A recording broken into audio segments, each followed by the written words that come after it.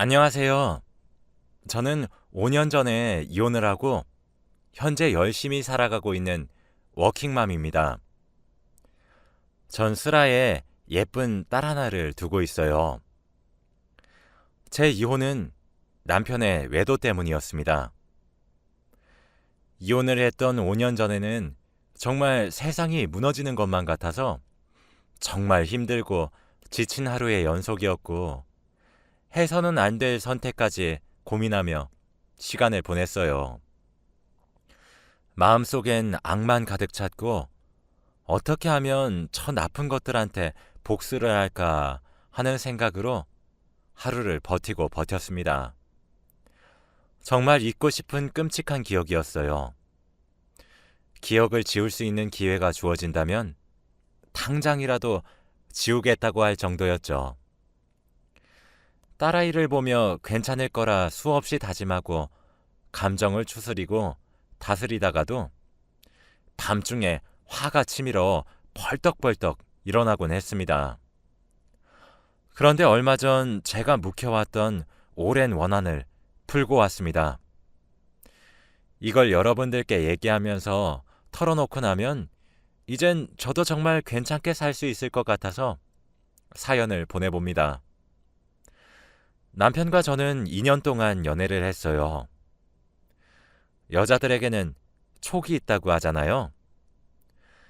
남편이 다니는 회사에 같은 팀원이었던 여자가 하나 있었습니다. 그 여자는 남편의 대학 후배면서 남편 밑으로 들어온 회사 후배이기도 했어요. 연애를 하면서도 그 여자가 유독 거슬리더라고요. 연애 시절에 남편과 함께 밤을 보내며 분위기를 한번 잡아볼까 싶으면 그 여자가 그 오밤중에 고민이 있다며 남편에게 연락하기 일쑤였고 남편을 불러내어 술자리도 자주 가졌거든요. 저를 보면 항상 생글생글 웃으며 안녕하세요 언니 하니 웃는 얼굴에 침을 뱉을 수도 없었죠. 전 당시 남자친구였던 남편에게 행실을 똑바로 하라고 할 수밖에 없었습니다. 어차피 여자친구는 저였으니까요. 남편은 제가 너무 예민한 여자라며 그 여자와는 대학 후배이자 회사에서 같이 일하는 후배 팀원일 뿐이라며 걱정하지 말라고 제게 말을 하더라고요. 그래서 전 그 말을 믿었습니다. 남편에게 엄청나게 친한 척을 하고 제가 동석하는 술자리에도 남편 옆자리에 앉아 애교 있게 우는 꼴을 보며 속이 뒤틀리기도 했고 발발거리며 여우처럼 행동하는 여자가 기분이 나빴습니다. 그러던 도중 남편에게 프로포즈를 받게 되었어요. 2년의 연애 끝에 우린 결혼에 꼴이 나게 되었고 법적인 아내가 되었죠. 어쩌면 안심했던 건지도 모릅니다. 남편도 법적으로 가정을 가지게 되었으니 유혹에 넘어가지 않으리라 철석같이 믿었으니까요.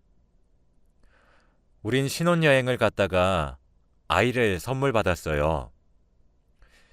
인생에 한 번 있을 신혼 시절을 알콩달콩 길게 보내보지 못하는 현실은 조금 서운했지만 그럼에도 불구하고 아이가 찾아온 것은 너무 행복한 일이었어요. 임신이 체질이었던 것인지 입덧 한 번 하지 않았습니다. 뱃속에 있었던 아이도 너무 순했고 임신 기간에도 회사를 다니며 일을 했어야 했는데도 불구하고 몸은 전혀 힘들지 않았죠. 임신 사실을 알게 되고 몇 달이 지났습니다. 그때쯤 남편의 회사 일이 많이 바빠졌어요. 저희 양가 모두 지원을 해주실 형편이 아니었기에 저희 형편도 그리 넉넉하진 않았습니다. 남편은 식구가 하나 더 늘고 아이를 케어하려면 제가 휴직계를 내고 아이를 조금 돌보다가 복직해야 하는데 그러기 위해서는 지금 무리를 조금 하는 한이 있더라도 열심히 돈을 벌어야 한다고 하더군요. 맞는 말이었습니다. 전 유난스러운 임산부가 아니었기 때문에 가능했던 것 같아요. 밤낮 가리지 않고 주말에도 일을 하러 나가는 남편을 보니 마음이 아팠습니다. 남편의 모든 행동이 저와 아이를 위해 하는 값진 희생이라고 생각하니 정말 고마웠죠. 남자는 결혼하면 철이 든다더니 진짜인 것 같았습니다. 출산이 임박하게 되면서 회사에 휴직계를 냈어요.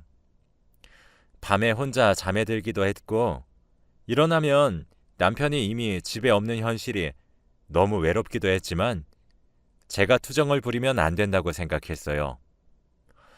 저도 남편과 손을 잡고 주말에 산책을 나가며 데이트를 하고 싶었지만 얘기조차 꺼내기 미안해졌어요.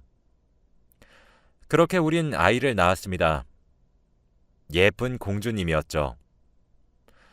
저와 남편의 예쁜 부분만 어쩜 그렇게 쏙쏙 골라서 닮았는지 눈에 넣어도 아프지 않겠다는 말을 전 그제서야 실감할 수 있었어요. 한 해, 두 해 지나가면서 아이의 새돌이 되기 전이었던 어느 여름날이었습니다. 제게 메시지가 한 통 왔더군요. 익명으로 말이에요. 의아해하면서 메시지를 확인했습니다. 그 메시지는 남편과 후배라고만 했던 그 여자가 함께 으슥한 골목에서 손을 잡고 나오는 사진이었습니다. 당신 남편 바람피고 있어요. 아무것도 모르고 있는 당신이 불쌍해서 알려드려요. 라는 짧은 문장도 첨부되어 있었죠. 기절할 것만 같았습니다. 누군지는 모르겠더라고요. 남편의 지인 중 한 명이겠거니 예상했습니다. 지금 생각해보면 정말 제가 얼마나 불쌍하고 안타까웠으면 제게 저렇게까지 하면서 알려주었나 싶기도 해요. 너무 믿기지 않으니 오히려 얼떨떨해지더군요. 그때부터 남편의 모든 행동에 의심을 품기 시작했습니다. 근데 익명의 제보자의 말이 진실이더군요. 남편은 바람을 피고 있었습니다. 상대는 정말 후배라고 말한 그 여자였어요. 먼저 남편의 공인인증서를 이용해 거래 내역을 먼저 조회했습니다. 저는 남편이 외도를 하고 있다는 진실보다 더 충격적이었던 것은 외도의 기간이었어요. 남편의 값진 희생이라고 생각했고 열심히 돈을 벌기 위해 고생하는 남편에게 마음 한켠에 미안한 감정과 고마운 감정이 뒤섞여 있었는데 세상에 남편은 제가 임신을 하고 몇 달 뒤 회사가 바빠졌다고 말했던 시기부터 외도를 해왔더군요. 그 시기쯤부터 결제 내역들이 나열된 걸 확인해 보았는데 정말 세상이 무너지는 것 같았습니다. 아이를 임신했을 때부터 지금까지 3년이 넘는 시간 동안 이미 둘의 사이는 깊어질 대로 깊어졌더군요. 아마 그때 느꼈던 감정은 겪어보지 못하면 아무도 이해하지 못할 거예요. 그날 저녁 아직도 또렷하게 기억이 납니다. 남편이 퇴근하고 집으로 돌아오길 기다렸어요. 남편에게 프린트한 거래 내역을 던지며 어디 한번 해명해보라고 소리를 질렀습니다. 그런데 그때 남편이 어떻게 했는지 아세요? 짐을 싸서 나가버렸어요. 그 당시에 남편은 그 여자에게 미쳐 있었죠. 우리 애 아이고 뭐고 그 여자가 혼자 살고 있는 집으로 들어가 살림을 차리더라고요. 남편에게 배신감이 미친 듯이 들었습니다. 전 그때부터 술에 의지하기 시작했고 매일 술을 마셔야 겨우 잠에 들 수 있을 정도였어요. 아이랑 같이 세상을 떠날까 하며 나쁜 생각도 많이 했습니다. 전 당연히 우울증에 걸렸죠.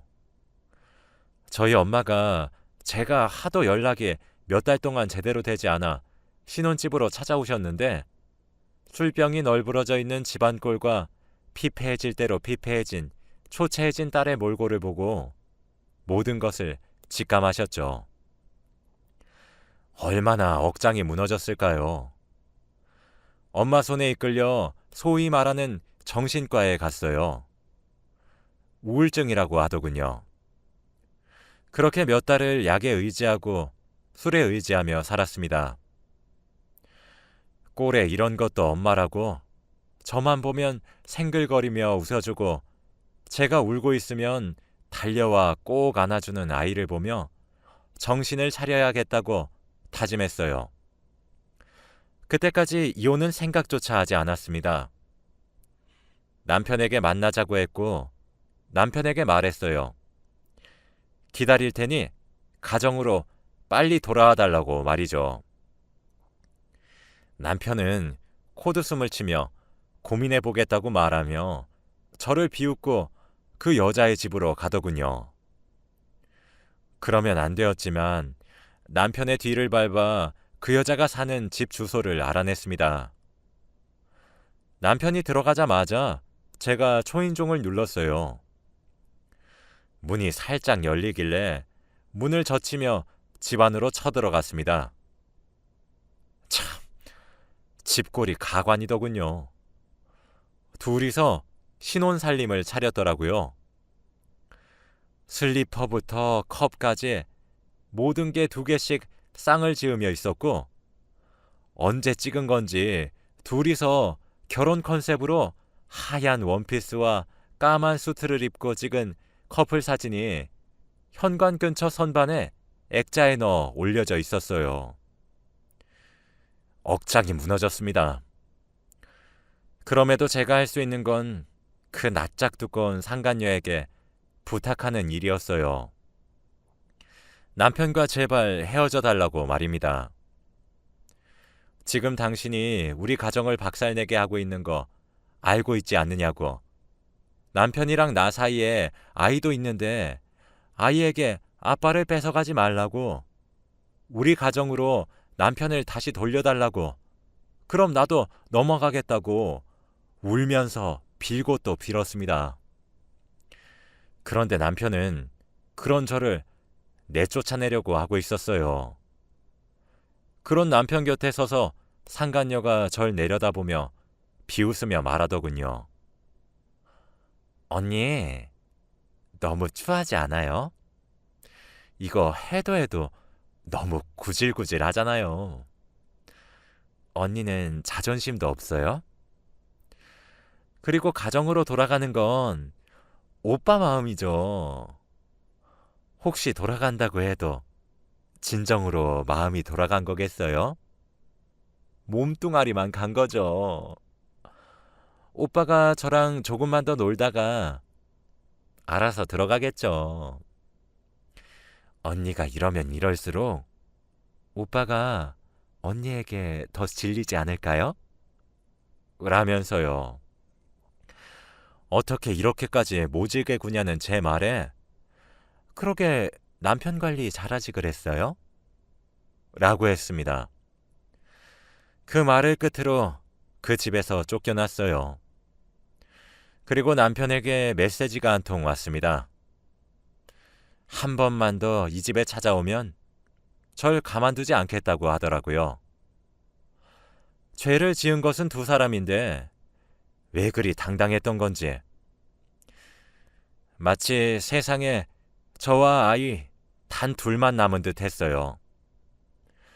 저희가 그들의 사랑에 방해꾼이더군요. 이가 부득부득 갈렸어요. 전 그렇게 피눈물이 흐르는 심정으로 이혼을 택했습니다. 가장 바쁠 월요일에 아이를 친정에 맡기고 난 후 제게 익명으로 도착한 2사람의 사진을 크게 프린트했어요. 그리고 남편의 회사에 찾아갔습니다. 그리고 깽판을 쳤어요. 남편의 부서로 찾아가 남편의 따귀를 내려쳤습니다. 순간 정적이 흘렀고 전 고래고래 소리를 지르며 남편이 상간녀와 함께 나오는 사진을 던지며 네가 사람이야 라고 악을 질렀죠. 부장이며 차장이며 죄다 뛰쳐나와 절 말리더군요. 남편은 제가 던진 사진을 보고 급하게 자리를 비웠습니다. 상간녀는 마침 외근으로 자리를 비웠더군요. 전 눈앞에 상간녀를 데려오기 전까지 못 나가겠다고 버텼어요. 회사의 공기는 얼어붙었죠. 그렇게 2시간 정도 기다렸을까? 그동안 부장님은 제게 머리 숙이며 부하 직원들의 관리를 제대로 못해서 죄송하다며 사과하시더군요. 그때 오랜 시간 상사들이 설득해서 그런지 남편과 상간녀 둘이서 나란히 들어왔습니다. 전 상간녀에게 뛰어가 머리채를 휘어잡고 이리저리 흔들었어요. 네가 원하던 거 이거 아니야? 남편 간수를 잘해? 너나 잘해! 라며 악을 썼고 눈물바람으로 정말 난동을 피웠어요. 하긴 딱 봐도 초췌한 여자가 남편이 바람나서 찾아왔더니 그 후배가 상간녀라는데 어느 누가 절 말릴 수가 있겠나요? 그렇게 회사를 들쑤시고 집으로 돌아갔습니다.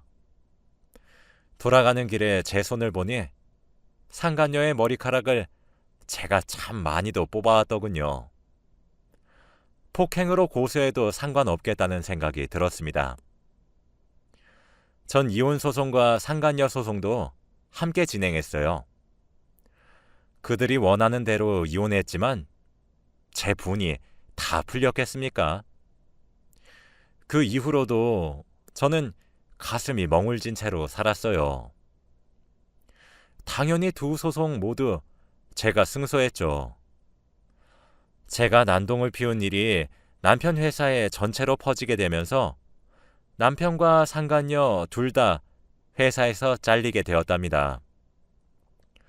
남편의 지인으로 알게 된 사람이 같은 회사에 다녔거든요. 제게 소식을 알려주더군요.